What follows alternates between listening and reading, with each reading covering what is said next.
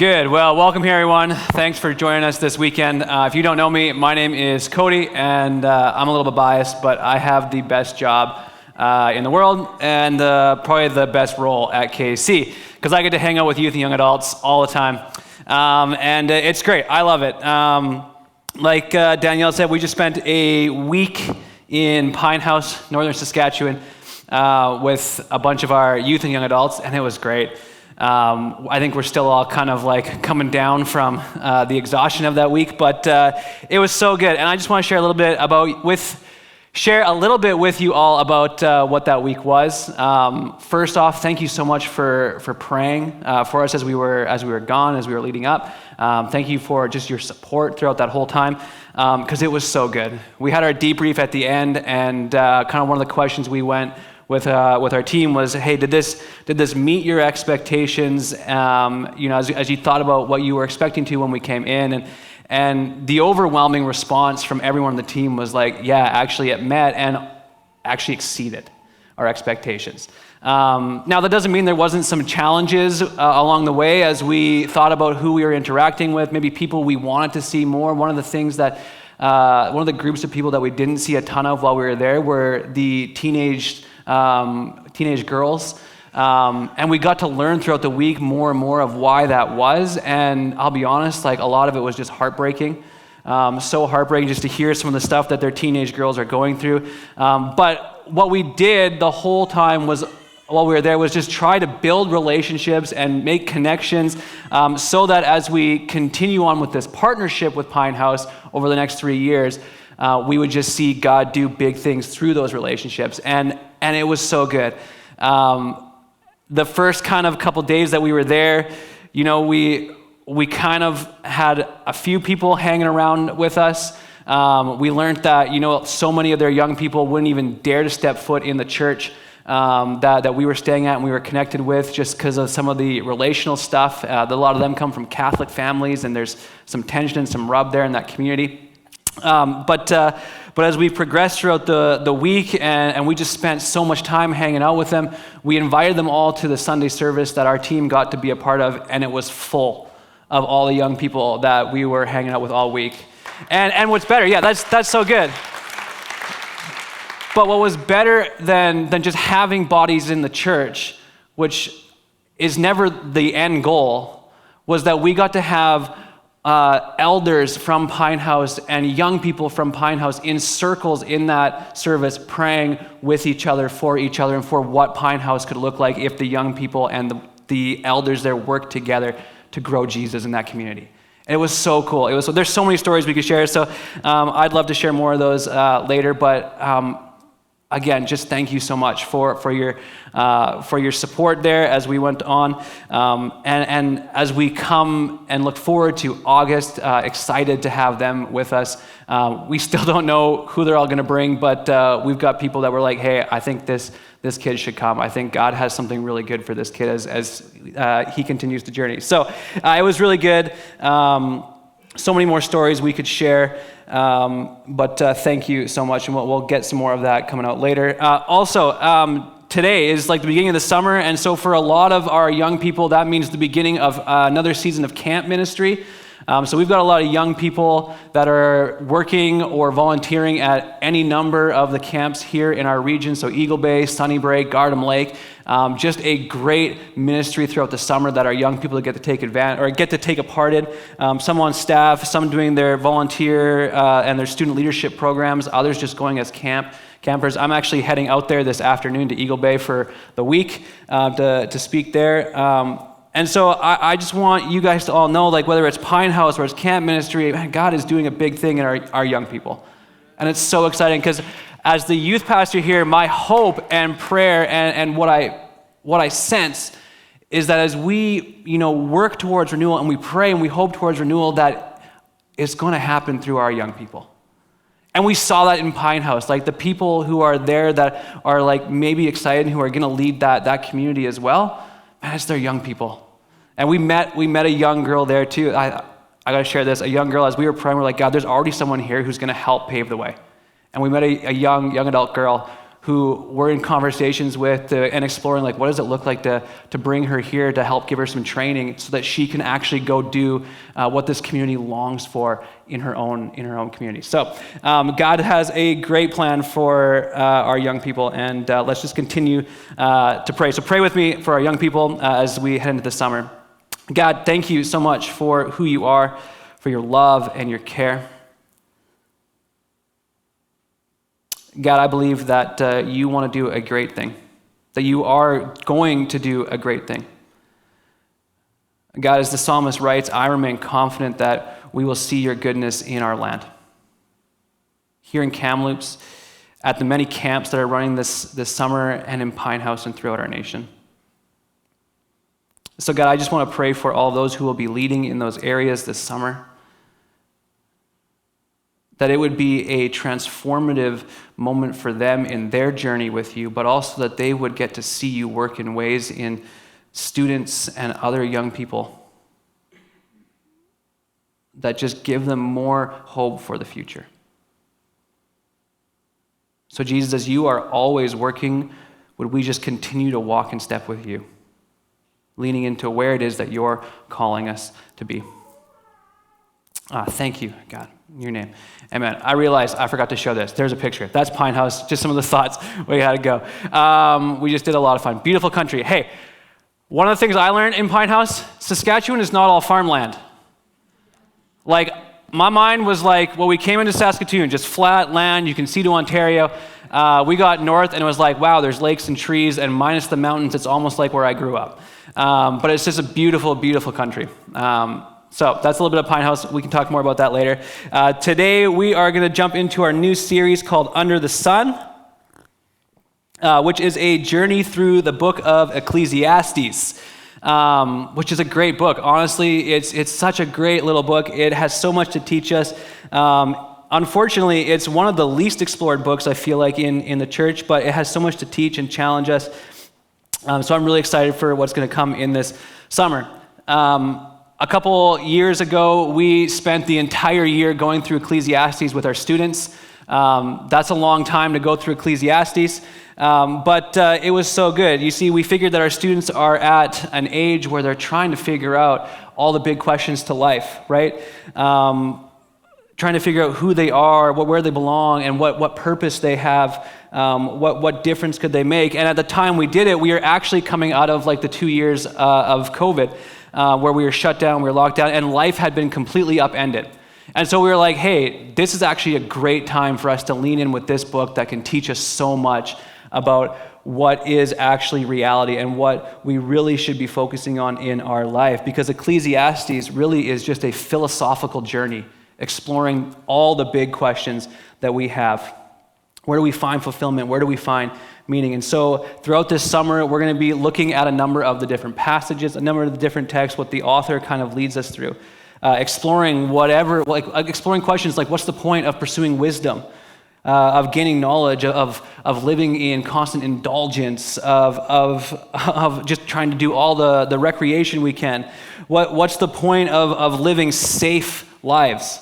What's the point of living respectable, knowledgeable, and hardworking lives? You know, we'll be exploring a little bit about what the point of trying to control everything in our lives, balance schedules, all that. To what end do we strive and work so hard for these? And you see, this is really just ponderings that all of us have. Whether you're a follower of Jesus here or you're not, you're just checking them out. We all have to answer these questions. We all think about these questions. What is the point of life? What is the point of this time? And you see, Ecclesiastes is a book that really grapples with reality. And the thing is that reality is really complex for all of us. It's so complex. And I love how Chu Leon Su kind of sums up the whole book of Ecclesiastes. This is a long one, so bear with me. It's really good. Just a good sum of where we're going to go this summer. He writes, humanity is set in a world over which mortals have no control. It is a world that is full of inconveniences, inconsistencies, and contradictions. Nothing that human beings do or have is ultimately reliable. Not wealth, not pleasure, not wisdom, not toil, not life itself. He writes, there are no fail-safe rules, no formulas to guarantee success. Justice may be found where one might expect it. People may not get what they deserve. There is no telling who will have a good life and who will not. And even if one has a good life one moment, it may be gone in the next. It is an arbitrary world in which human beings live, one that is full of risks but no guarantees. Social, economic, and political forces are at work creating uncertainties to which everyone is subjected. He wraps up with, there are dangers in daily life too, as accidents happen even amid life's routines. Some amount of wisdom may help reduce the risk, but accidents happen. This is what it is like under the sun. So what really is the point? What really is the value? And you see, that is that's where we get to the heart of Ecclesiastes, that the author really wants to show us. Is that in the middle of all that is life, we can encounter God. And we can experience what he has to offer us. And so today is going to be all about setting us up for the journey that we're going to be on for the rest of the summer. We're going to look at the first 11 verses of chapter 1. And one of the things that we're going to see as we jump in is that the invitation of Ecclesiastes is to shift our lifestyle and mindset from simply being here and now to one that has eternity in perspective as we journey with and towards Christ. So grab your Bibles, turn to Ecclesiastes chapter 1, and we're going to be going through the first 11 verses together. So we open up Ecclesiastes 1. I'm going to just warn you, throughout the whole summer, there's going to be things that we're going to cover, and you're going to be like, man, that's so depressing. That's how I feel sometimes when I read Ecclesiastes, but there's great hope. There's great hope even as we read through this. So, Ecclesiastes 1, the words of the teacher, son of David, king of Jerusalem. Right off the get-go, we want to talk a little bit about the authorship of this book. And now, some of you may be wondering why, because you look at this and you go, it's pretty clear. It's the words of a teacher, it's the son of David, it's the king in Jerusalem. It's wisdom literature. Sounds like Solomon. Sounds like Solomon. Obviously, the answer has to be Solomon. And hey, that's totally fine. If that's where you want to land, that's totally great. That you would be right along the lines with the ancient tradition and where this authorship was given. That it was something that Solomon wrote in his old age as he reflected on his life and just everything that he saw and learned in his life. But there are some questions. There are some people who say, hey, maybe Solomon didn't actually handwrite it. Maybe he just spoke it to someone and someone else wrote it. Again, which is fine. If you are like, hey, Solomon's my guy for Ecclesiastes, that is totally good. However, one of the things we do need to explore is that more and more there are people who are way smarter than me that have been examining this whole book of Ecclesiastes and going, maybe it's not Solomon. And much of this debate has come because of the language that is used. Much of this debate has come by just how it was written, the way it was written. One of the things is that Solomon could definitely speak to the king part of this book, but what about the parts of the book that speak more about the ordinary life? Would he really have been able to do that? The language is the big one, though. So many people who are way smarter than me are actually pointing towards this being something that was written in a post-exilic time versus a pre-exilic time, which just lost most of you. So here, I got chart, because charts are great. Okay, so this is going to be a little bit of history lesson of Israel. So you got like the times of the judges, you got Saul, you got David's reign, you got Solomon's name, you got the divided kingdom, you got the exile, and you got the return of the exile. So there are people who would go, right, it had to have been here when Solomon was in his reign, just before he died. But there's other people who are going, actually the language used was right here, which is a very long time after Solomon would have died. And so there are thoughts out there that go, hey, because of the language that was used, Solomon, who died here, could not have written it here. And so that is just one of the things that we want to consider as we go into it, that maybe Ecclesiastes was actually authored by someone who just loved to gather wisdom. So the word teacher in verse 1 can be translated to Qoheleth, which stands for teacher, and it's referred to as someone who just loves to gather wisdom, loves to learn, loves to teach. And so you get this sense that it's someone who probably would have lived enough to see how kings lived, but also ordinary enough to know how what some of the plights of the ordinary people of the time and struggles of the people of the time would have been. So could it have been Solomon? Sure. Possibly. Could be. Could it have been some random anonymous author like the book of Hebrews? Yep. Sure. Possibly. That's more where I would tend to lean.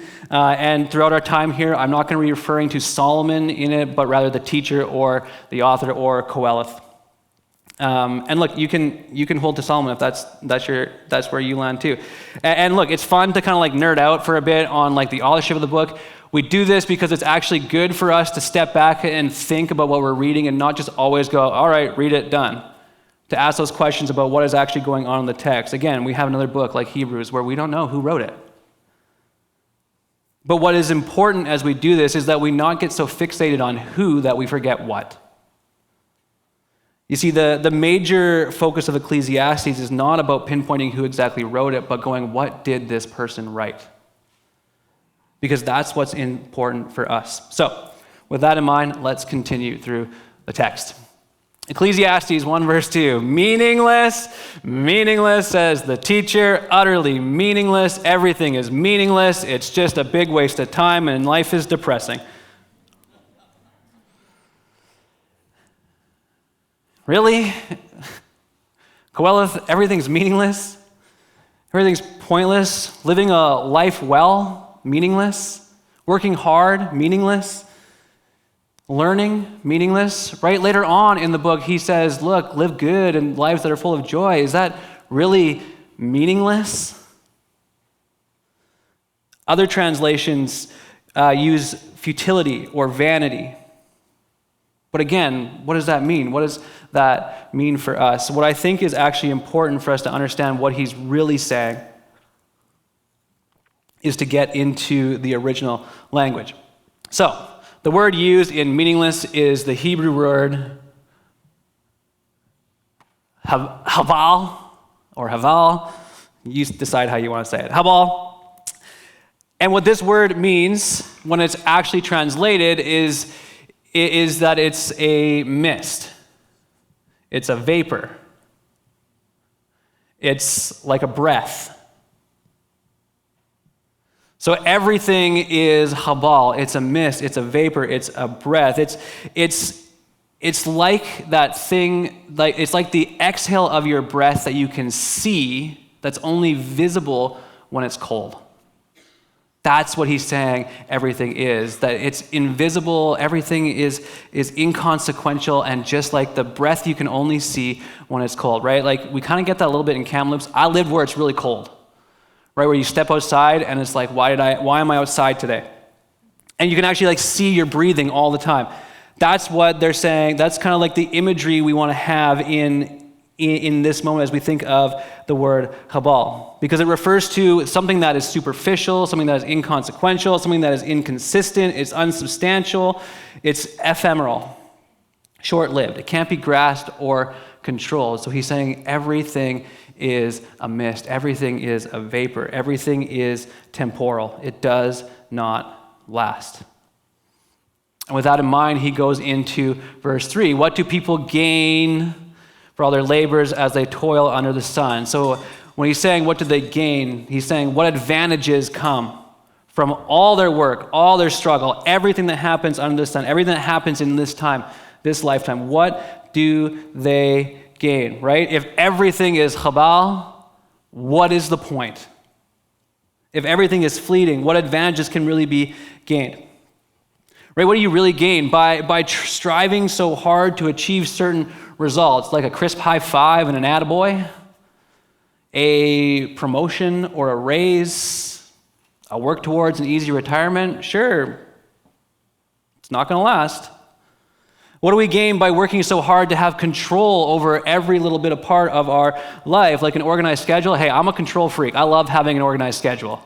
Going to Pine House, really I struggled with that because it was not very organized. Right? Trying to control that. Maybe it's like financial security, that balanced life. Like, what do we really gain by pursuing all of this, working so hard, hustling and grinding? To what end? To what end is all this for? The striving and always striving but never satisfied. Right? That's what he's saying. He's like, what do you actually gain? It's this rhetorical question where he's like already going, look, the answer is nothing. You gain absolutely nothing. There is no advantage. Why? Because it's all chabal. It's all temporal. It's all fleeting. There's no real lasting meaning to any of it, to the grind and the hustle. Why? Because he continues on in verse 4-8. The generations come and go. Talking about how humanity, the cycles of humanity. Look, the human experience, I'm going to boil it down really quick for you guys. We're born, we live, we die. It's all chabal.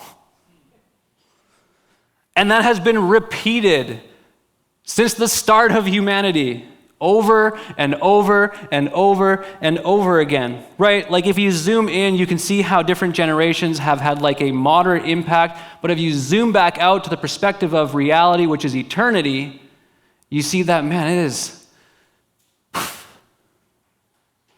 it's so minor. There's nothing that is gained. And he goes into how not just humanity, but even with creation, right? The sun rises, the sun sets. It hurries back to where it is. It's over and over and over again. Since the beginning of creation, the sun has done that. The wind blows to the south and turns to the north. Round and round it goes, ever returning on its course. The wind can't control it, can't contain it. It just happens. Over and over and over again. It doesn't bring lasting value. It doesn't bring lasting change. It's uncontrollable and consistent. He writes about how all streams flow into the sea, yet the sea is never full.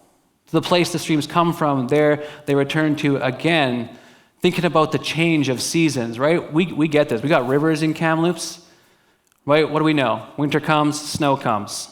Spring comes, snow melts, river rises, flows. Summer comes, sinks. Fall comes, gets colder. Maybe we start to see our breath. Winter comes, snow. On and on and on and on again. That's the cycle. So he's showing us that, look, like everything just happens in a constant cycle as it has always and will always do. It just gets repeated over and over and over again. Is there really any advantage, any real gain? In verse 8, he writes, all things are wearisome, more than one can say. The eye never has enough of seeing, nor the ear its fill of hearing. Again, making us think about how we operate in this life. The eye never sees enough. Right? What is he trying to get us to think about here? Man, how many more experiences do you really need? How many more trips? How many more sports? How many more whatever? Will it ever actually bring you the satisfaction you desire? The ear is always hearing, thinking about knowledge. Will you ever be able to take in enough knowledge? Will you ever have enough letters behind your name? Or before, I don't actually know how that works. That you'll finally feel fulfilled and satisfied? Or is it all completely temporal? Right, I think of the old proverb that says, a jack of all trades, but a master of none, but some oftentimes better than a master of one. Which is trying to sell you on the idea that hey, you can just gain all kinds of knowledge, you can gain all kinds of wisdom. It's better to have, your hands in all kinds of pots than to really master one. And that's how you'll be successful. Really? Really? To what end? To what end? You see, this happens when our focus is so closed-minded, and narrow-minded. Because everything is wearisome, it's busy, it's just chaotic. And one of the things I think about here is okay, I have had lots of conversations with people about the last couple of years, and during the last couple of years, one of the things I heard the most after people kind of settled down and got used to it was I was like, man, this new pace of life is really good. I love not being so busy. I love being able to spend more time with my family. I love this new pace of life that has changed. Everything's a little bit slower. It seems more balanced. And what I often heard after that was something along the lines of, I never want to go back to what life was like before this. The busyness, the weariness. But what really has happened? Right? What does your household, what does your family look like now?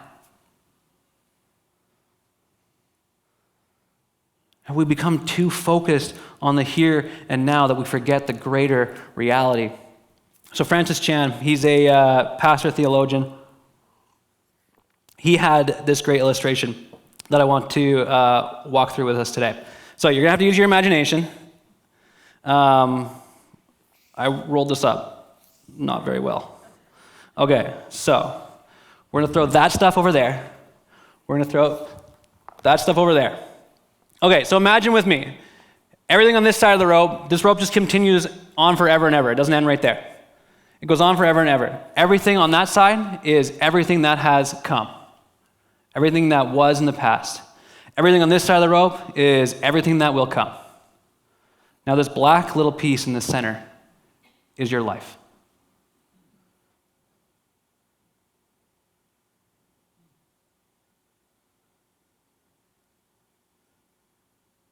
And often we're so focused here. When Qoheleth is trying to get us to think beyond here and more about how we live here impacts greatly the rest of eternity.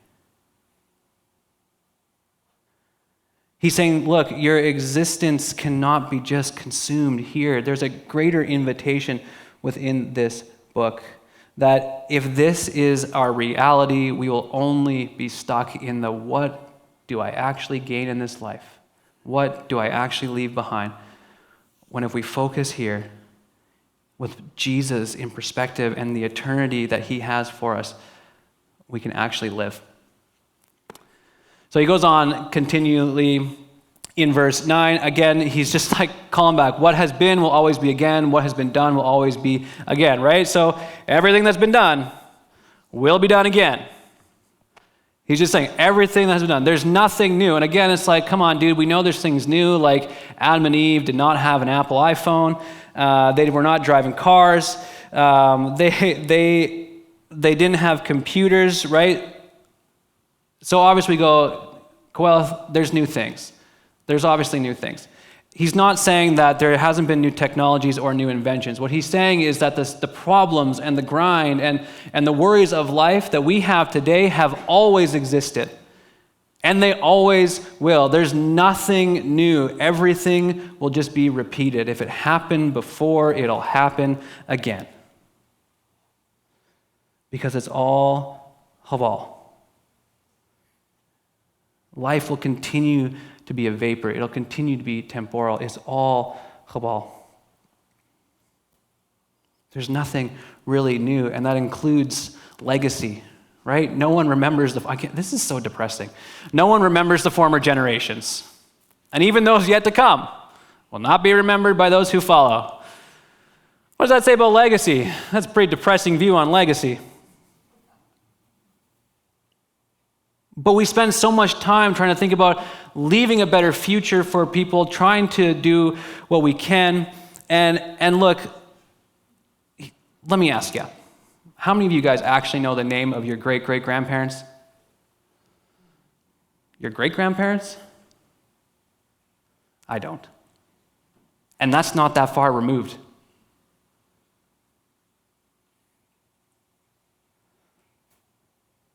Right? So everything just continues to happen. They're not going to be remembered.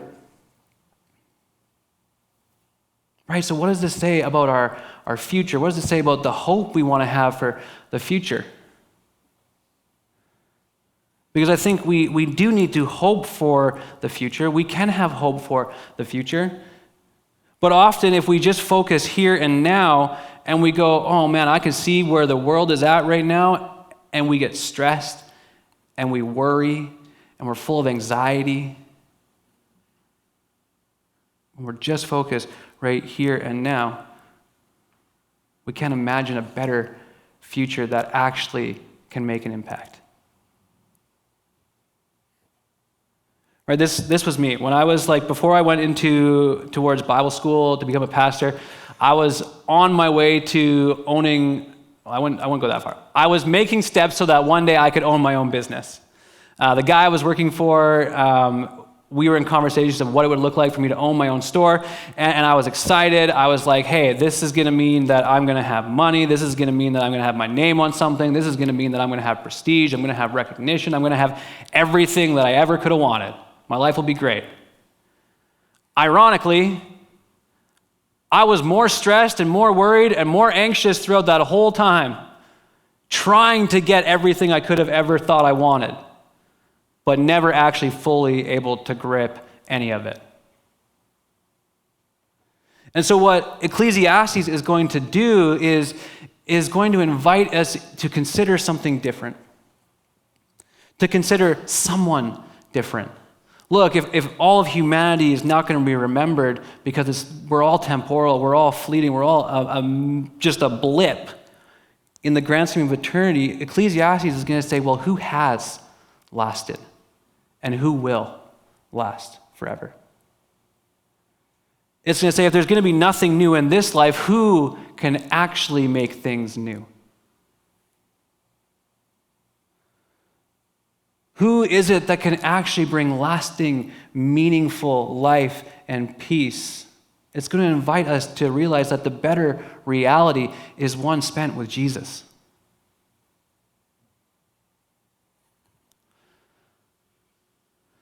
So what?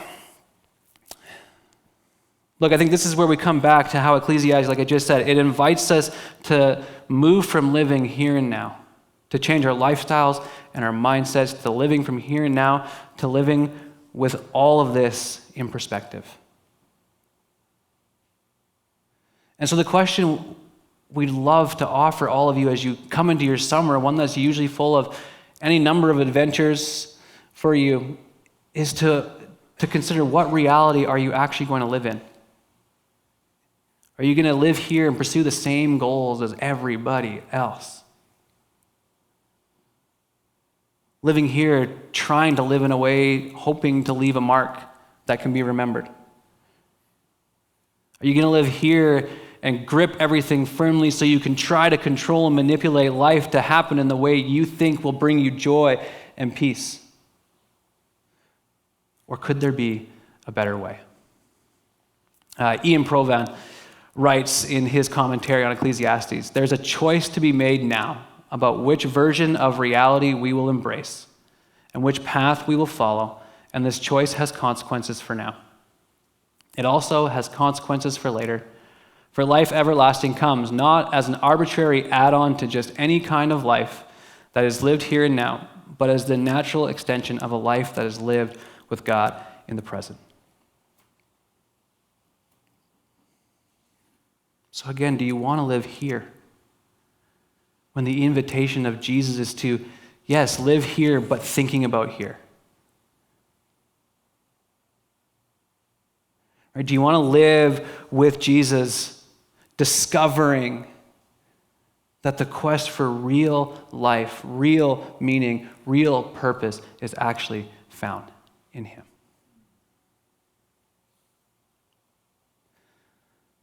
So God, my hope this summer is that for my life, as I think about all that I have planned, that I would not lose sight of what reality really is. And that's an eternity spent with you. So my hope, God, is that that would shape how I live into every moment this summer, and that it would shape the lives of all of us here in this room.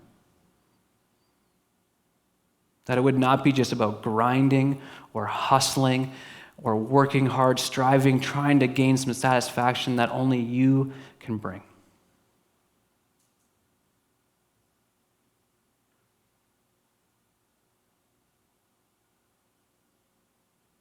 God, if everything is Chabal,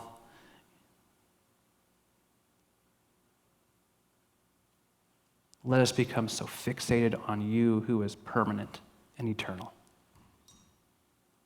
In your name, amen.